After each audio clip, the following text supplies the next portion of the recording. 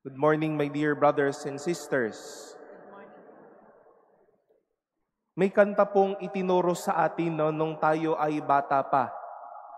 Sana po ay alam nyo itong kantang ito. Kung hindi nyo to alam, hindi ko na lang po alam. Sabi po nung kanta, kung ikaw ay masaya, tumawa ka. Kung ikaw ay masaya, pumalakpak ka. Kung ikaw ay masaya, pumadyak ka. Kung ikaw ay masaya, tumawa ka. If we will try to see the composition of the song, we see that the words were constructed in a way conditional. Kung ikaw ay masaya, if you're happy and you'll know it. But more than that, the song implies also one important thing.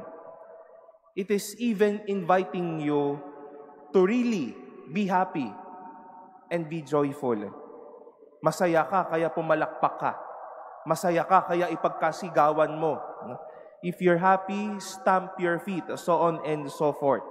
It lets you rejoice. It's not owning or keeping back the joy, but it wishes you to be happy and to feel your happiness within and also around you. Let us remember the words of the Lord in our gospel today.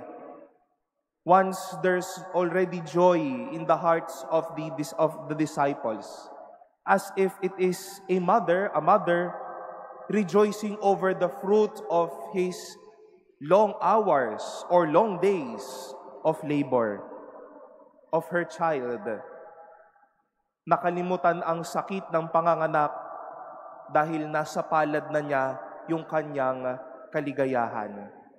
And maybe today, most of you are women here. Maybe you have or you had first-hand experiences of childbirth. Masakit. Pero nung nakita nyo na ito yung aking dinadala, baka nakalimutan nyo na yon at naramdaman ang saya sa inyong mga anak. Because such is the joy of the Lord. Such is the joy given to us.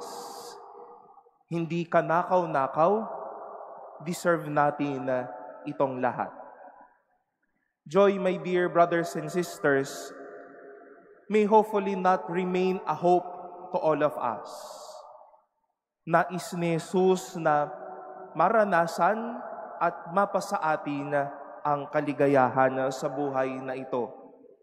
Not only that we dream about it or say to ourselves that joy is far from us, but for the Lord, we hope for joy. We also deserve joy. It is to see the Lord telling us, kung masaya ka, ipagdiwang mo, ipalakpak mo, ipagpasalamat mo, ipagsigawan mo, isayaw mo, ikasaya mo.